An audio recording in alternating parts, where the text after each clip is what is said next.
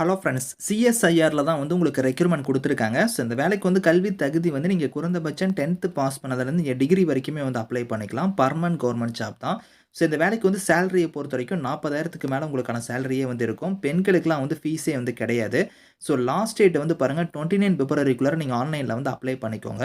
இப்ப அந்த வேலைக்கான நோட்டிஃபிகேஷன் டீட்டெயில்ஸ் நம்ம பார்க்கலாம். நீங்களும் நம்ம சேனல சப்ஸ்கிரைப் பண்ணலனா சப்ஸ்கிரைப் பண்ணிக்கோங்க. ஃப்ரெண்ட்ஸ் இதுதான் வந்து பாருங்க உங்களுக்கு அஃபிஷியல் நோட்டிஃபிகேஷன். ஸோ சிஎஸ்ஐஆர்ல தான் வந்து பாருங்க இந்த ரெக்ரூட்மெண்ட் குடுத்துருக்காங்க. அதாவது பார்த்தோன்னா உங்களுக்கு வந்து உங்களுக்கு இங்கேயே குடுத்துருக்காங்க பாருங்க. Council of scientific and industrial ரிசர்ச்ல தான் வந்து பாருங்க இந்த வேலைவாய்ப்பு வந்திருக்கு. இதில வந்து பாருங்க உங்களுக்கு ஆன்லைன் அப்ளிகேஷன் வந்து குளோசிங் டேட்ட பொறுத்தவரைக்கும் 29 பிப்ரவரிக்குள்ளார நீங்க வந்து ஆன்லைன்ல வந்து அப்ளை பண்ணிக்கணும். ஸோ நீங்க ஆன்லைன்ல அப்ளை பண்ணி முடிச்சதுக்கப்புறம் அப்ளிகேஷன் ஒண்ணு ஜெனரேட் ஆகும். அந்த அப்ளிகேஷன் வந்து நீங்க பிரிண்ட் எடுத்து ஹார்ட் காப்பியா நீங்க வந்து பார்த்தோன்னா, அப்ளிகேஷன் வந்து நீங்க சென்ட் பண்ற மாரி இருக்கும். அது வந்து பாருங்க 15த் மார்ச்சுக்குள்ளார நீங்க வந்து சென்ட் பண்ணணும். நீங்க ஆன்லைன்லயும் அப்ளை பண்ணணும். அதுக்கப்புறம் ஆஃப்லைன் மோட்லயும் நீங்க வந்து சென்ட் பண்ணணும் அப்படிங்கிற மாரி இதில குடுத்துருக்காங்க. 2 மெத்தட்ல நீங்க அப்ளை பண்ற மாரி இருக்கும். மொத்தமா 3 கேட்டகரில போஸ்டிங்ஸ் வந்திருக்கு.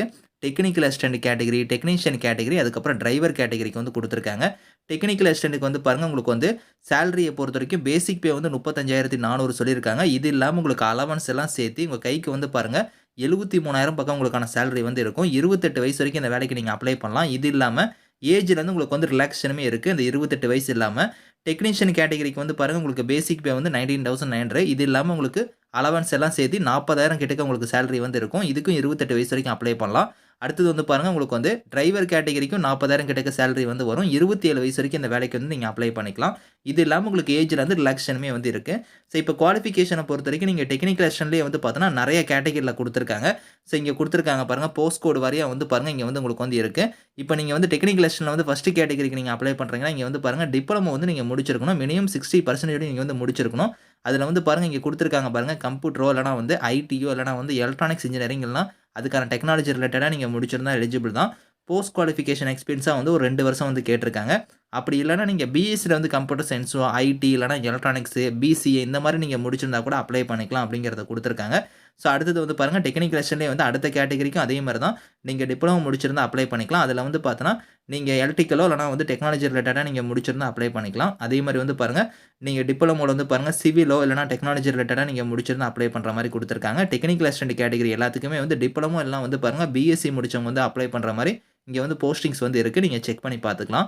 அடுத்தது வந்து பார்த்தோன்னா, டெக்னீஷியன் கேட்டகரிக்குலாம் நீங்க அப்ளை பண்றீங்கன்னா ஸோ இதுக்கு வந்து பார்த்தோன்னா, நீங்க 10த் வந்து நீங்க முடிச்சிருக்கணும். அதுக்கு மேல என்ன படிச்சிருந்தாலும் சரி.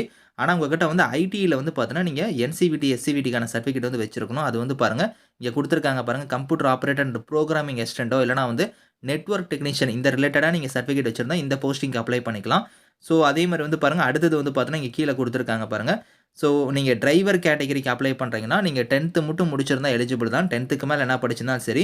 உங்ககிட்ட light motor vehicle, heavy motor வெஹிக்கிளுக்கான டிரைவிங் லைசென்ஸ் வந்து இருக்கணும். மோட்டார் மெக்கானிசம் பத்தி உங்களுக்கு நாலேட்ஜுமே வந்து இருக்கணும் அப்படிங்கிறத குடுத்துருக்காங்க. அந்த டிரைவிங் ஃபீல்ட்ல வந்து உங்களுக்கு எக்ஸ்பீரியன்ஸ் வந்து இருக்கணும் அப்படிங்கிறத வந்து சொல்லியிருக்காங்க. ஸோ இதில சேலரி நான் சொன்னேன் பார்த்தீங்களா, அது இல்லாம உங்களுக்கு அலவன்ஸ்லாம் வந்து பாருங்க dearness allowance, house rent allowance, transport allowance இந்த மாரி வந்து எக்கச்சக்கமான அலவன்ஸ் இருக்கும். ஸோ அந்த அலவன்ஸ் எல்லாம் சேர்த்து தான் உங்களுக்கு வந்து இதில சேலரி வந்து உங்களுக்கு அப்ராக்ஸிமேட்டா குடுத்துருக்காங்க. ஸோ இண்டியன் சிட்டிசன்ஸ் எல்லாருமே இந்த வேலைக்கு வந்து நீங்க எலிஜிபிள் தான். நீங்க வந்து அப்ளை பண்ணிக்கலாம்.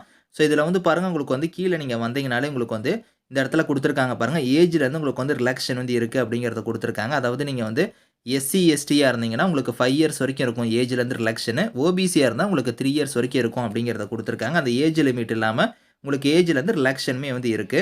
ஸோ மோட் ஆஃப் செலக்ஷன பொறுத்தவரைக்கும் பார்த்தோன்னா, உங்களுக்கு டெக்னிக்கல் அசிஸ்டன்ட் கேட்டகரிக்கு வந்து இப்ப நீங்க அப்ளை பண்றீங்கன்னா, உங்களோட அப்ளிகேஷன் வந்து ஃபர்ஸ்ட் வந்து ஸ்கிரீனிங் பண்ணுவாங்க. அத ஃபாலோ பண்ணி உங்களுக்கு ட்ரேட் டெஸ்ட் வந்து இருக்கும் ஸ்டேஜ் 1ல. ஸோ அத ஃபாலோ பண்ணி வந்து பாருங்க ஸ்டேஜ் 2ல வந்து உங்களுக்கு ரிட்டன் எக்ஸாம் வந்து இருக்கும். அந்த ரிட்டன் எக்ஸாம்க்கான பேட்டர்னுமே இங்க குடுத்துருக்காங்க பாருங்க. ஓஎம்ஆர் பேஸ்ல உங்களுக்கு எக்ஸாம் இருக்கலாம். அப்படி இல்லன்னா சிபிடி மெத்தட்ல உங்களுக்கு எக்ஸாம் வந்து இருக்கும். ஸோ இதில வந்து பாருங்க உங்களுக்கு வந்து ஸ்டாண்டர்ட பொறுத்தவரைக்கும் எக்ஸாமோட ஸ்டாண்டர்ட் வந்து டிப்ளமோ இல்லனா கிராஜுவேஷன் லெவல்ல தான் உங்களுக்கான கொஸ்டின்ஸ் வந்து கேட்பாங்க. 200 கொஸ்டின்ஸ் வந்து வரும். 3 மணி நேரம் உங்களுக்கான எக்ஸாம் வந்து நடக்கும் அப்படிங்கிறத குடுத்துருக்காங்க. அதில வந்து பாருங்க பேப்பர் 1ல வந்து மென்டல் எபிலிட்டி டெஸ்ட் வந்து பார்த்தோன்னா, ஒரு 50 கொஸ்டின்ஸ் வந்து வரும். அதுக்கப்புறம் வந்து பாருங்க பேப்பர் 2ல வந்து ஜெனரல் அவேர்னஸ், இங்கிலீஷ் லாங்குவேஜ் இந்த மாரி வந்து இருக்கும். அதுக்கப்புறம் வந்து பேப்பர் 3ல வந்து பார்த்தோன்னா, கன்சர்ன் சப்ஜெக்ட் வந்து உங்களுக்கு வந்து இருக்கும் அப்படிங்கிறத குடுத்துருக்காங்க. அடுத்தது வந்து பாருங்க டெக்னீஷியன் கேட்டகரிக்குலாம் நீங்க அப்ளை பண்றீங்கன்னா, இதுக்குமே வந்து ட்ரேட் டெஸ்ட் இருக்கும். அத ஃபாலோ பண்ணி ரிட்டன் எக்ஸாமு.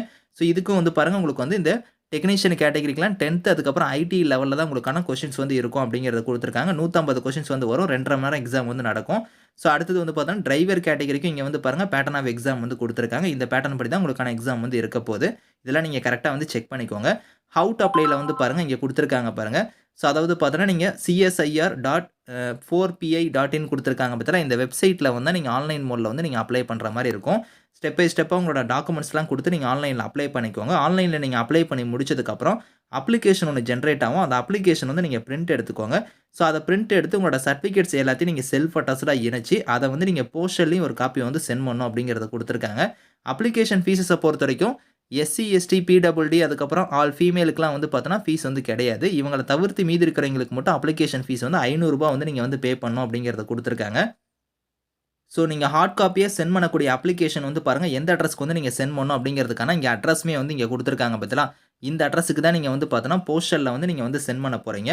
ஸோ 15த் மார்ச்சுக்குள்ளார நீங்க வந்து சென்ட் பண்ணணும் அப்படிங்கிறத குடுத்துருக்காங்க. ஸோ இதுல வந்து பாருங்க, ஏதாவது டவுட்ஸ் இருக்குன்னா ஹெல்ப்லைன் நம்பர் இருக்கு. அதுக்கப்புறம் இமெயில் ஐடி குடுத்துருக்காங்க. இந்த நம்பருக்கு இமெயிலுக்கு நீங்க கான்டாக்ட் பண்ணிக்கலாம். ஸோ நீங்க அப்ளிகேஷனோட அட்டாச் பண்ணி அனுப்புற இந்த இது குடுத்துருக்காங்க பார்த்தீங்களா? சர்டிஃபிகேட்ஸ் எல்லாமே அதெல்லாம் வந்து பாருங்க, இங்க குடுத்துருக்காங்க பாருங்க. இந்த சர்டிஃபிகேட்ஸ் தான் நீங்க வந்து இணைச்சு அனுப்பணும் அப்படிங்கிறத குடுத்துருக்காங்க. இதெல்லாம் நீங்க கரெக்ட்டா செக் பண்ணிக்கோங்க. இந்த நோட்டிஃபிகேஷன் இதுக்கான லிங்க்ஸ் எல்லாமே வந்து நான் கீழ குடுக்குறேன். ஸோ வில்லிங்கா இருக்கிறவங்க அப்ளை பண்ணிக்கோங்க. பெர்மனன்ட் கவர்ன்மென்ட் ஜாப் தான். Thank you friends.